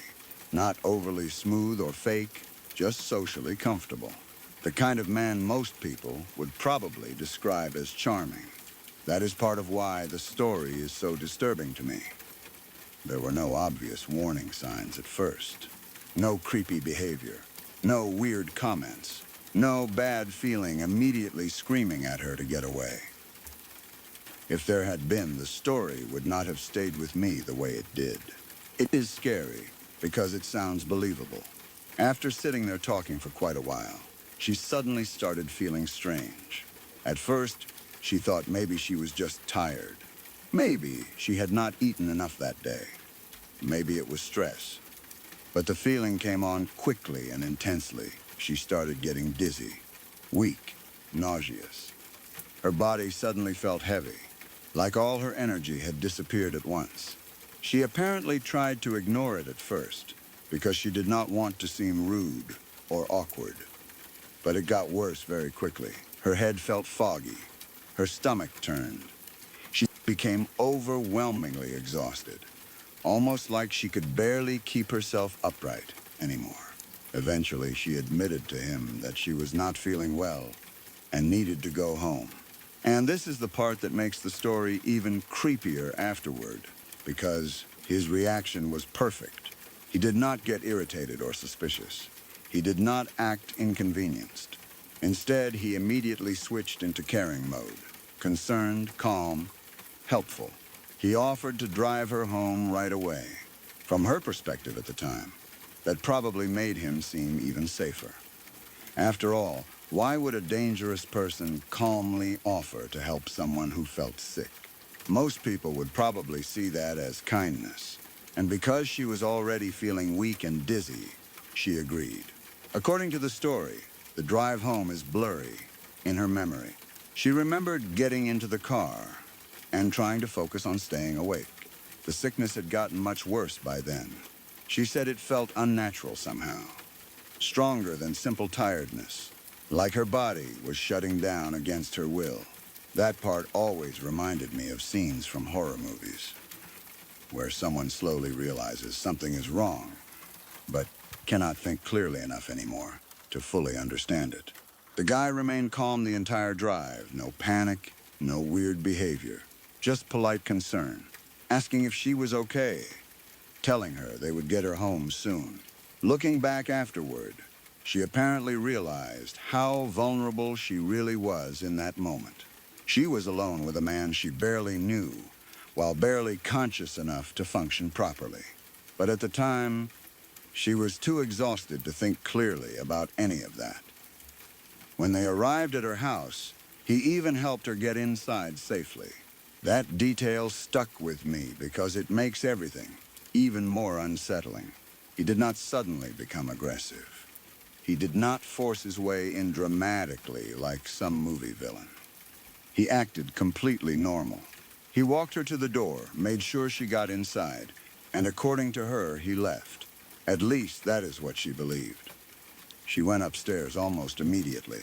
She felt so sick and exhausted that she barely even changed clothes before collapsing into bed. And once she fell asleep, it was not normal sleep. It was that deep, unnatural kind of unconsciousness where your body feels completely dead to the world. The way my friend described it, she slept so heavily that when she eventually woke up later, she was confused and disoriented at first. She did not even know how much time had passed. What woke her was noise. At first, she just opened her eyes in confusion, still groggy and sick. Then she heard it again, movement downstairs. Not tiny settling noises from an old house. Not pipes creaking or something falling over naturally. Real movement, furniture scraping slightly, plastic rustling, footsteps. At first, she apparently thought maybe someone had broken in. Then she wondered if maybe she had forgotten to lock the door properly, because she had been so out of it earlier. But the noises continued, steady and controlled. That was when fear really started creeping in. Imagine being upstairs alone in the dark, still weak and half-drugged feeling, listening to someone calmly moving around your house downstairs. Every sound probably felt amplified. Every second probably stretched forever. And what makes it worse is that whoever was downstairs did not sound rushed. They did not sound like a burglar quickly searching for valuables before escaping. The movements were methodical, slow, purposeful, like someone was preparing something. Thankfully, she did not go downstairs to investigate. That decision may have saved her life. Instead, she quietly grabbed her phone and called the police. She whispered to the operator, because she was terrified the person downstairs would hear her speaking. I always imagine her lying there in complete darkness with shaking hands, barely breathing, while listening to footsteps below her bedroom. The operator apparently told her to stay locked inside her room and remain quiet until officers arrived. Those few minutes must have felt endless, and the entire time, she could still hear movement downstairs. Not panicked movement, not someone trying to flee, just calm activity. That detail is what always haunted me most about the story. Whoever was downstairs felt comfortable enough to keep doing whatever they were doing. Even while she was upstairs asleep, there is something deeply disturbing about that level of patience and control. When police finally arrived, they entered the house expecting some kind of burglary or break-in. Instead, they found the man from the cafe still inside the living room. According to the story, parts of the room had been covered in plastic sheets, furniture, sections of the floor, and even worse, he had apparently wrapped plastic around himself too. Almost exactly like something out of American Psycho. When my friend first told me that part years ago, I honestly thought she was exaggerating, because it sounded too insane to be true. But the image stayed in my head anyway. A completely normal-looking man calmly preparing a room, while the woman he brought home slept upstairs, completely unaware. The implication of what he planned to do was obvious enough that the police immediately understood how serious the situation was. That image still creeps me out more than almost any horror movie scene I can think of. Not because of gore or violence, but because of how controlled it feels. He was not downstairs raging or smashing things. He was preparing, carefully, quietly, methodically. like he already knew exactly what came next. The story disturbed me so much because everything about it feels realistic, right up until the horrifying reveal. Meeting someone attractive and charming at a cafe is normal. Talking over coffee is normal. Accepting a ride home when you suddenly feel sick is normal. Nothing about the situation would immediately set off alarm bells for most people. And honestly, that is the scariest part. Dangerous people do not usually walk around looking evil. Most predators survive by appearing safe, friendly, trustworthy, charming. The more I thought about it afterward, the more disturbing the whole thing became, especially the possibility that she had been drugged from the beginning. The sudden sickness, the overwhelming exhaustion, the memory gaps during the drive, the unnatural heaviness she described. All of it points towards something being very wrong. If that part is true, then the entire cafe interaction may have been carefully planned from the start. The charm, the conversation, the fake concern, the helpful ride home. Every piece fitting together perfectly to lower her guard. That idea terrified me more than anything else. The thought of someone calmly setting up an entire situation while pretending to be kind. And what really stayed with me over the years was how close she supposedly came to never waking up at all. If she had slept a little deeper, if she had not heard the noises downstairs, if she had gone down to investigate instead of calling police, if officers had arrived a few minutes later, the story could have ended in a completely different way. Instead, she survived because she trusted her fear at exactly the right moment. I think that is why stories like this affect people so deeply. Because afterward, everyone asks the same question. How did nobody realize he was dangerous? But real life usually does not work like movies. Real danger rarely introduces itself honestly. Sometimes it smiles at you across a cafe table. Sometimes it buys you coffee. Sometimes it makes you laugh and asks about your life. Sometimes it offers you a ride home when you suddenly feel sick. And sometimes while you are upstairs asleep, believing you are safe, it waits patiently downstairs in the dark, quietly preparing the room for whatever terrible thing it planned all along.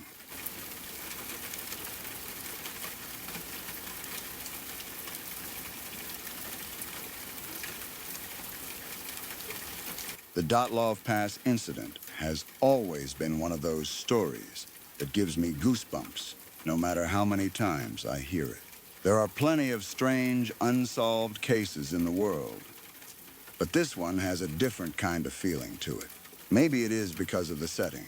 Maybe it is because the people involved were not careless beginners, but experienced hikers who knew what they were doing.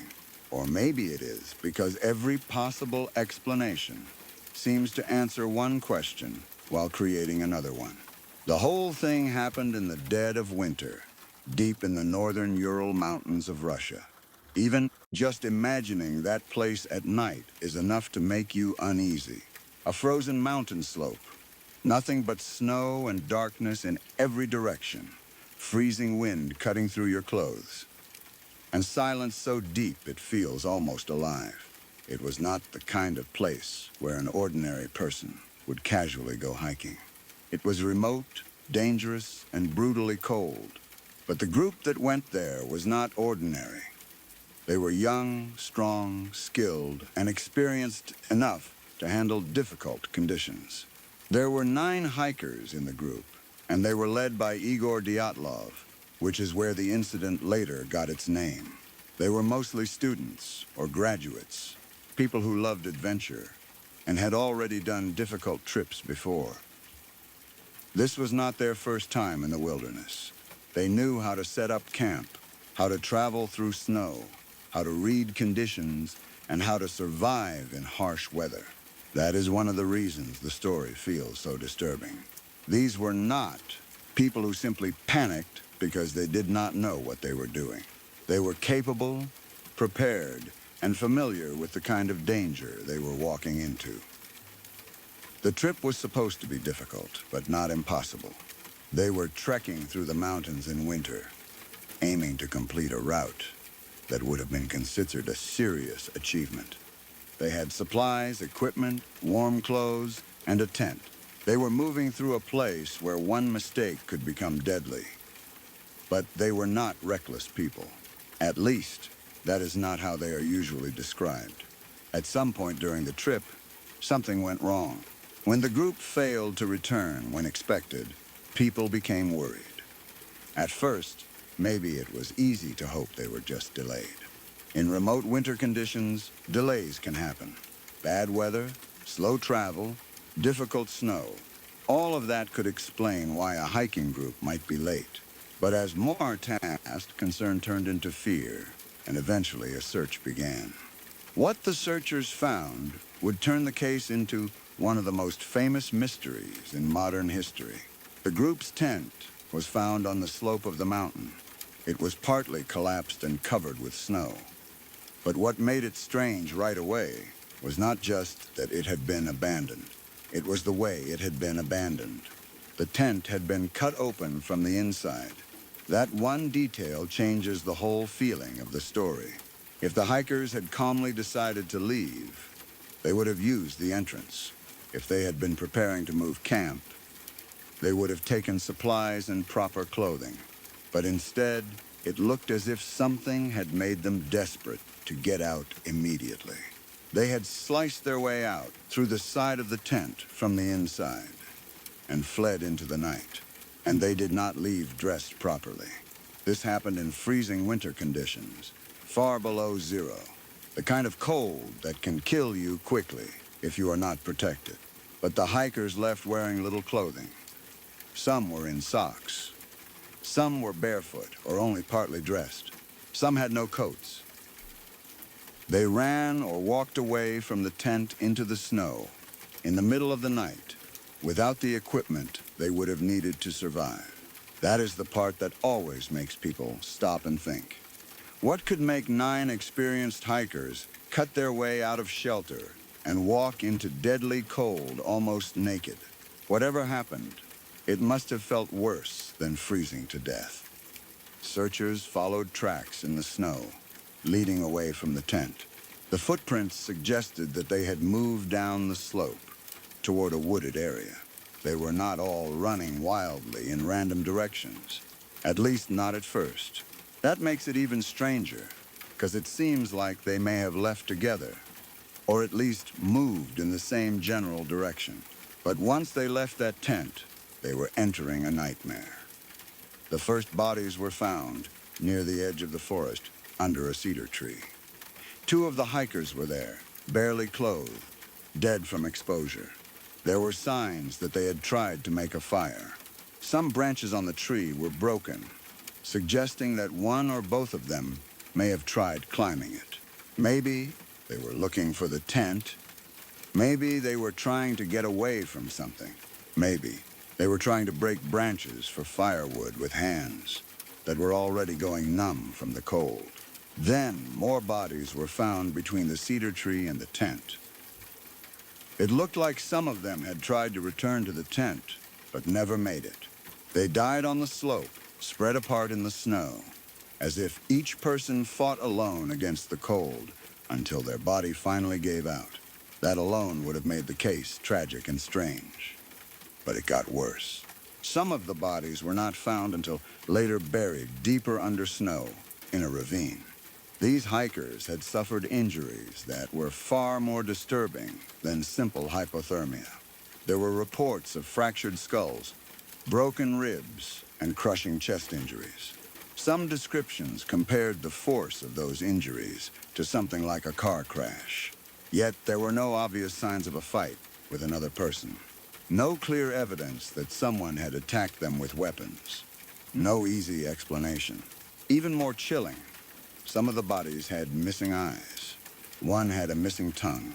Details like that are exactly why the story became so famous and so terrifying. People hear missing tongue or missing eyes, and their minds immediately go to something dark, violent, or almost supernatural. Even if there are possible natural explanations, like decomposition, animals, or damage from water and snow, the image is still horrific. The authorities eventually gave the cause as a compelling natural force, which is one of those phrases that sounds official but does not really satisfy anyone. It does not explain what the hikers saw or heard. It does not explain why they cut open the tent. It does not explain why they left without proper clothing. It does not explain why some died from cold while others had severe internal injuries. The area was also closed for years afterward, which only made people more suspicious.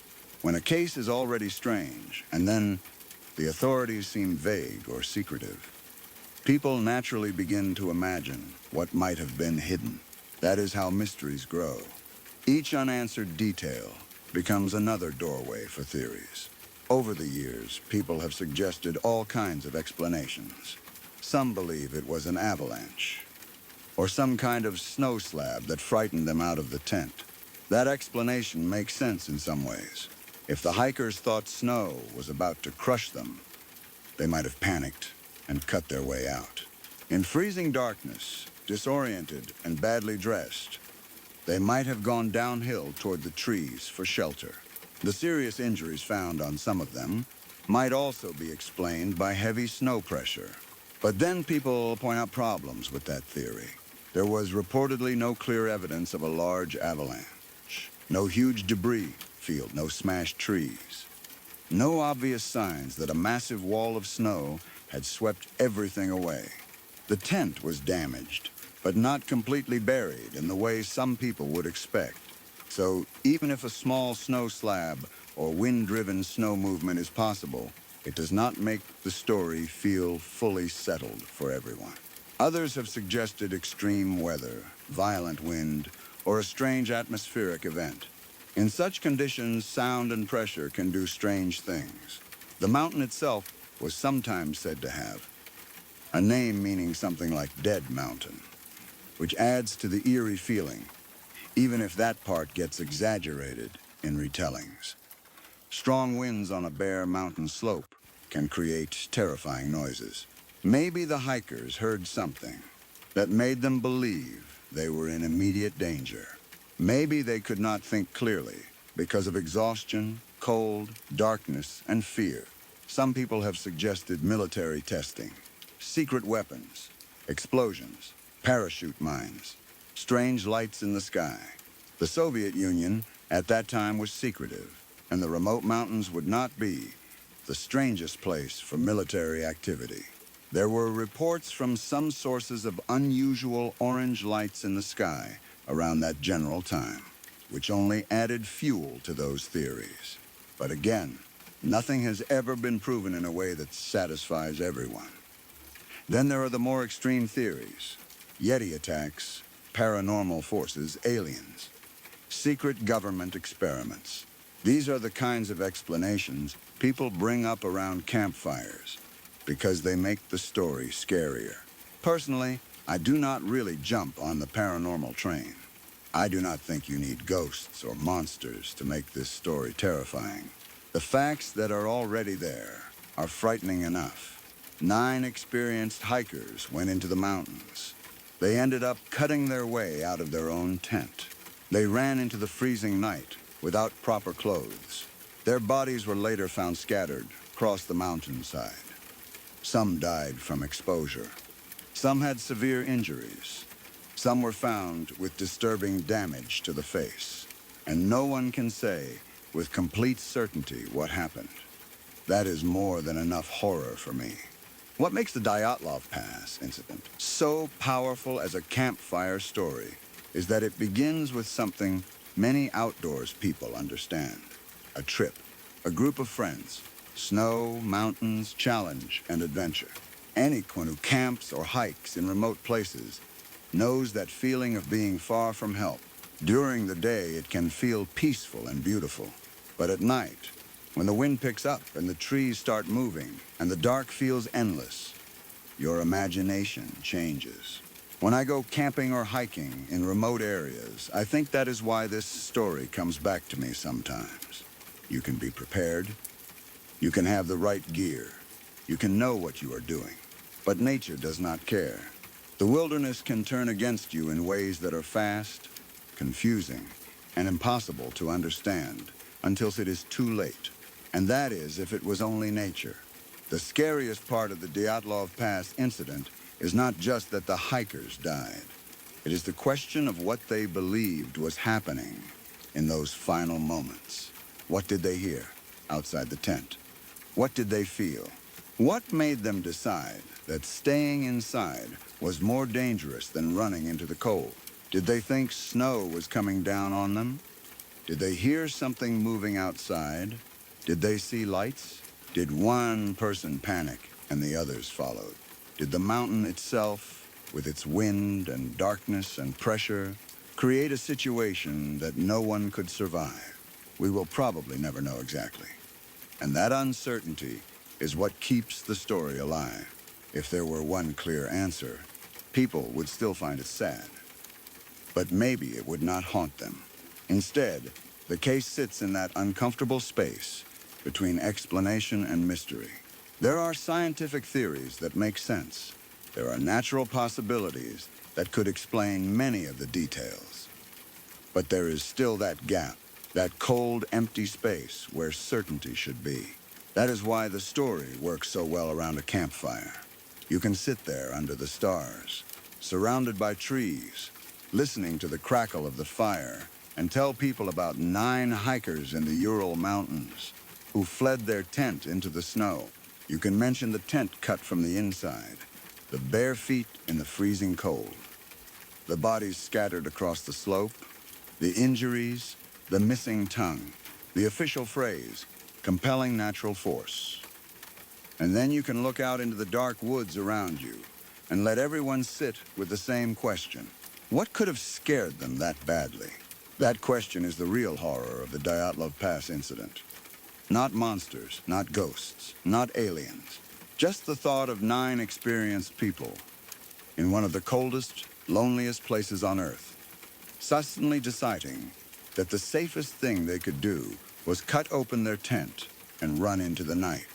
And whatever made them do it stayed behind in the dark, leaving only silence, snow, and a mystery that still gives people goosebumps decades later.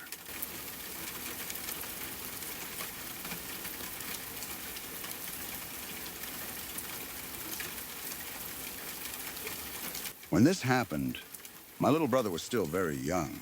Young enough that he would sometimes wake up crying in the middle of the night because he thought he heard strange noises or saw something moving in the dark. Back then, he was terrified of shadows. Every little sound scared him. A tree branch tapping against a window could convince him somebody was outside. The creaking of old pipes in the walls could make him think someone was walking through the house. Because of that, nobody took him seriously at first when he came running into my parents' bedroom one night, saying there was a man hiding inside his closet. We lived in a quiet neighborhood back then, the kind of place where almost nothing bad ever seemed to happen. It was a small area with older houses, long driveways, big yards, and dark streets that became almost completely silent once nighttime came around. During the day, neighbors waved to each other while cutting grass or walking dogs. Kids rode bikes around until the streetlights came on. People felt safe there. Honestly, most people barely even locked their doors during the daytime because everyone knew each other. The only thing remotely unusual about where we lived was that there was a prison a few miles away from the neighborhood. But even that never really bothered anybody. The prison had been there longer than most of the families living nearby, so people got used to it over time. It became one of those things nobody thought much about anymore. Adults would occasionally joke about it, but nobody genuinely believed dangerous prisoners were wandering around our streets at night. It just did not feel possible in a quiet little neighborhood like ours.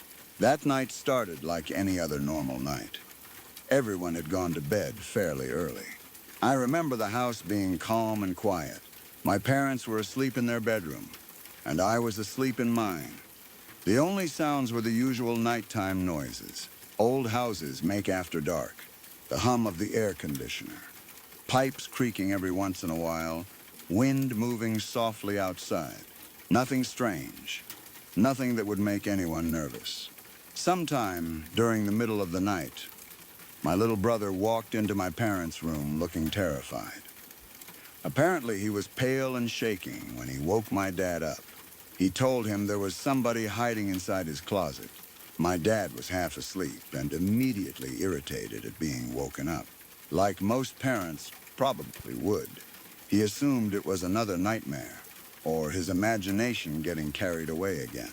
My little brother had always been afraid of the dark, so hearing him say something like that was not exactly shocking.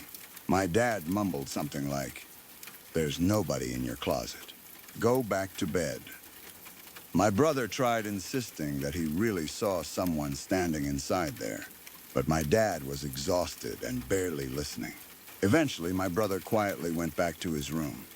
For a little while, everything became quiet again. Then, sometime later, my little brother came back. This time, he looked even more upset. He kept insisting there was a man inside his closet watching him. Not a monster, not a shadow, a man. My dad became more annoyed now because he thought my brother was refusing to go to sleep on purpose. Parents sometimes think if they encourage fears too much, it only makes things worse. I think my dad believed that if he got up and checked the closet, it would just reinforce the idea that there might actually be monsters hiding in there. So instead, he told him again that nobody was inside the closet and sent him back to bed. But then it happened again and again. Throughout the night, my little brother kept returning to my parents' bedroom, terrified out of his mind. 3 or 4 times total, he came back saying the exact same thing. "There's a man in my closet." Every time, my dad became more frustrated. My mom was tired too, and neither of them understood why he would not just stay in bed. They genuinely believed he was having nightmares or trying to avoid sleeping alone. At one point, my dad finally lost his temper. Back then, parents were harsher about things like that. He threatened my brother with a spanking if he did not stop getting out of bed and go back to sleep immediately. That finally worked.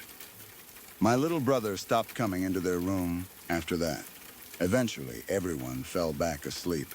The next morning started completely normal too, at least at first. Then there was a knock at the front door. It was still early in the morning when my parents answered it and found police officers standing outside. Immediately, something felt wrong. Police officers do not usually show up at your house early in the morning unless something serious has happened. My parents probably assumed there had been an accident or some kind of emergency nearby. Instead, the officers asked if they had noticed anything unusual during the night. My parents said no. Then the police explained that one of our neighbors had reported seeing a man climbing out of my little brother's bedroom window sometime during the night. At first, the neighbor apparently thought it might just be a burglar. But later, after hearing reports from police about an escaped convict from the nearby prison, they contacted authorities immediately because they realized the timing matched. The second my parents heard that, the entire mood changed. My dad later said he felt ice cold all over. The officers explained that a prisoner had escaped from the prison sometime earlier that night and was believed to still be hiding somewhere nearby. After hearing about the man climbing from the bedroom window, police came to investigate immediately. That was when everything suddenly clicked into place. My little brother had not been imagining things. There really had been someone inside his closet. Police searched the area around our house and eventually confirmed that the escaped convict had somehow gotten inside during the night and hidden inside my little brother's bedroom closet for hours. Even now, years later, that thought still makes my skin crawl. An actual escaped prisoner had been standing silently inside that closet, while my little brother lay in bed, staring at the door, knowing someone was inside while nobody believed him. I cannot even imagine how horrifying that realization must have been for my parents afterward. The entire night, they thought their son was just being scared or difficult. Meanwhile, a real man was hidden only a few feet away from him in the dark.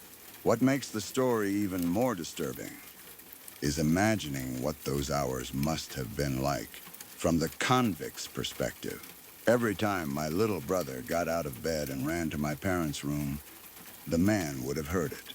He would have heard my brother telling them someone was hiding in the closet. He would have heard my dad refusing to check. He would have heard every conversation happening down the hallway while he stood there silently in the dark. That image honestly terrifies me more than almost anything else. The idea of someone standing completely still inside a child's closet for hours while the child keeps begging adults to believe him.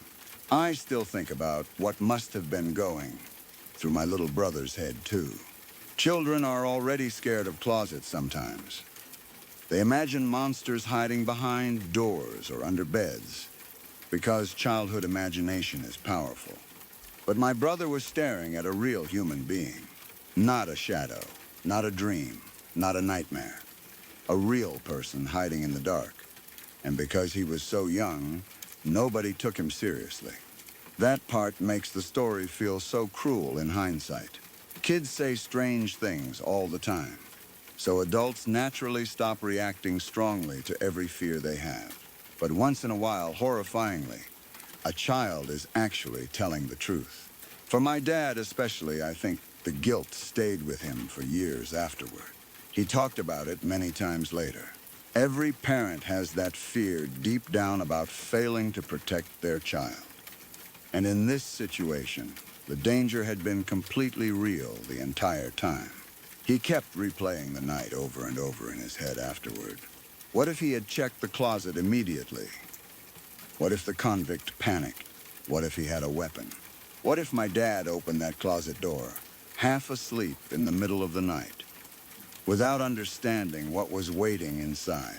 The situation could have become deadly very quickly. That was another thing that haunted everybody afterward. Nobody knew what the convict planned to do. Maybe he was only hiding there temporarily while trying to avoid police. Maybe he planned to leave once the neighborhood became quiet again. Or maybe not. Nobody ever really knew. That uncertainty made the story even scarier. What if my brother had fallen asleep again without noticing him? What if the man decided to leave the closet later and move through the house? What if my dad had walked into the room unexpectedly? There are too many possible endings to that story, and most of them are horrible. After that happened, things changed around our house for a long time. My little brother became terrified of closets. He refused to sleep with closet doors open anymore. Sometimes he would make my parents check every corner of the room before bed. Dark spaces scared him for years afterward. Honestly, it affected all of us. We started double-checking windows and locks every night before bed. Curtains stayed closed. Doors stayed locked even during the daytime after that. The feeling of safety we used to have in that neighborhood disappeared, almost overnight. Before that night, our house felt completely secure. Afterward, every dark room suddenly felt different. Even now, the image that stayed with me most is simple. A child lying awake in bed, staring at a closet door in the darkness, knowing somebody was inside while the rest of the house slept peacefully, believing everything was fine. That image alone is scarier to me than almost any ghost story, because children imagine monsters in closets all the time. But every once in a while, horrifyingly, there really is someone there.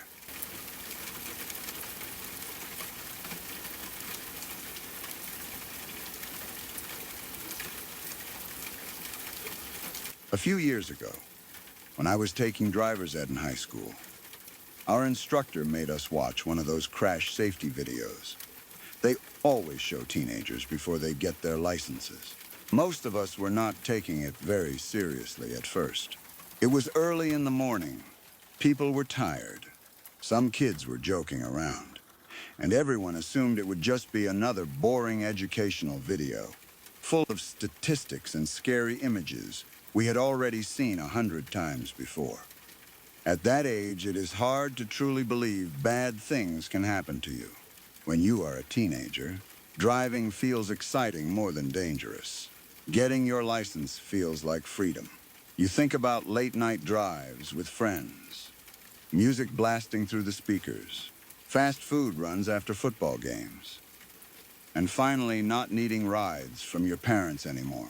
Nobody really sits there thinking about death when they first get behind the wheel. At least most kids do not. So when the teacher rolled the TV cart into the room and dimmed the lights, almost everybody expected another forgettable safety lecture. The video started pretty normally. It showed pictures of high school kids smiling at parties, football games, hanging out after school, all that typical stuff. Then a narrator started explaining that the story was true and happened only a few years earlier. It focused on a teenage boy who had been driving one night with a car full of his friends. At first, the story honestly did not hit me very hard. I had already heard so many stories about drunk driving and speeding that they almost blended together after a while. Every school assembly seemed to have the same message. Slow down. Wear your seatbelt. Do not drink and drive. Do not text while driving. But then the details started getting worse. According to the video, the boy had lost control of the car and crashed into a tree. The crash killed 8 of his friends. 8.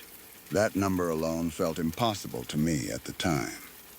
I remember the classroom becoming noticeably quieter once the video got into the details. Even the kids who had been joking around stopped talking. The video showed photographs of the wreck afterward, and the car barely even looked real anymore. It looked crushed beyond recognition, wrapped around the tree like aluminum foil. The narrator explained how quickly it all happened. One mistake, one moment of losing control. One decision that lasted only a few seconds, but destroyed multiple families forever. That part was sad and disturbing.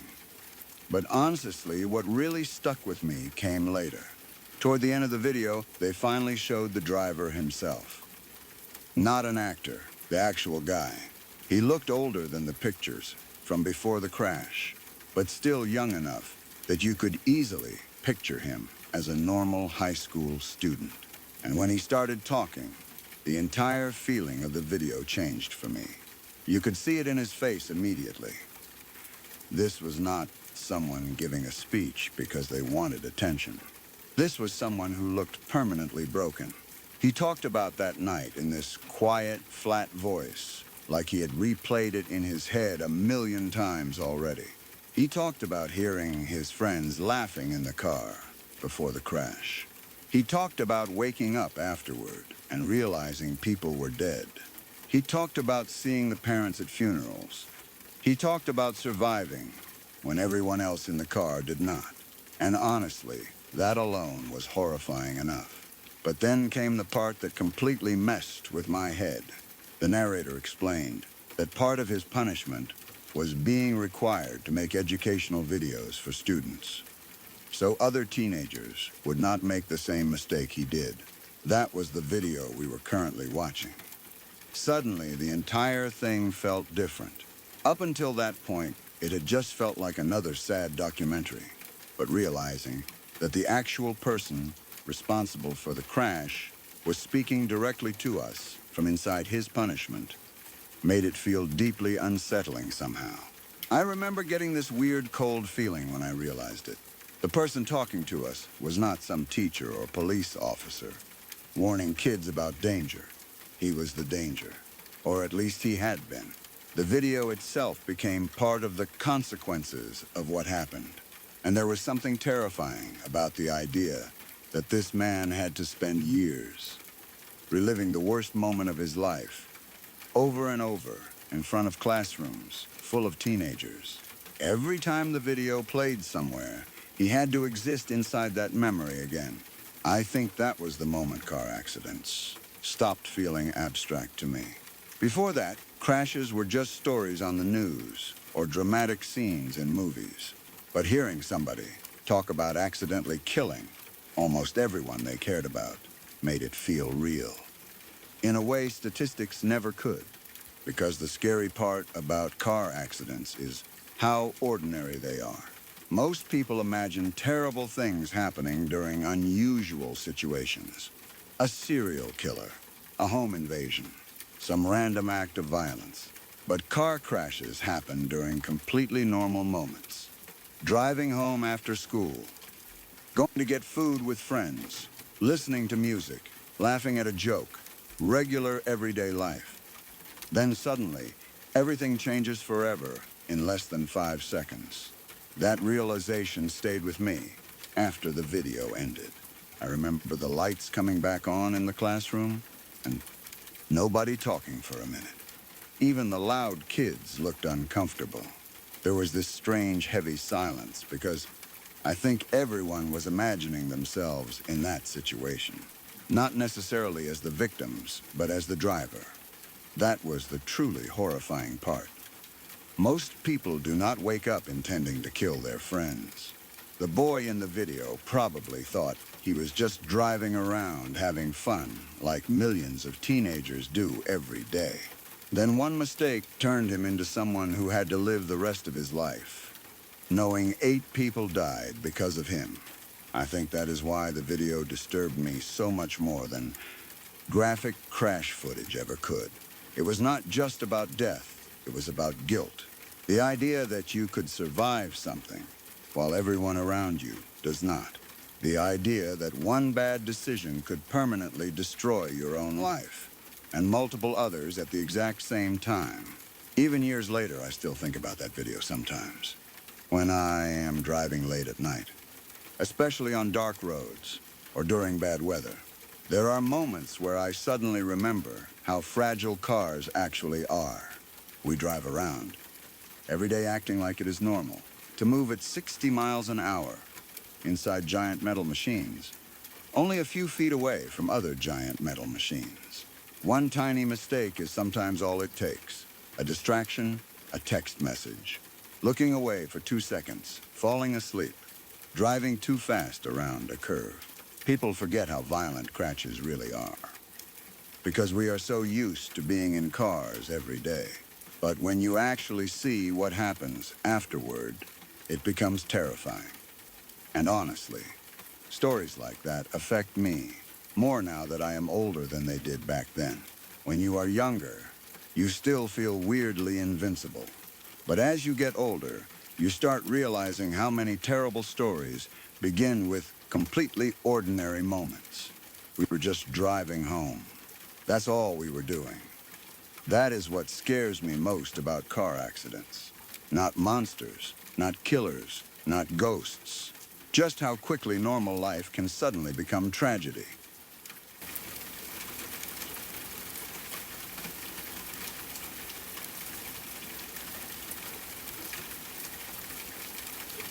If you've stayed with me this far, then these stories didn't simply pass the time.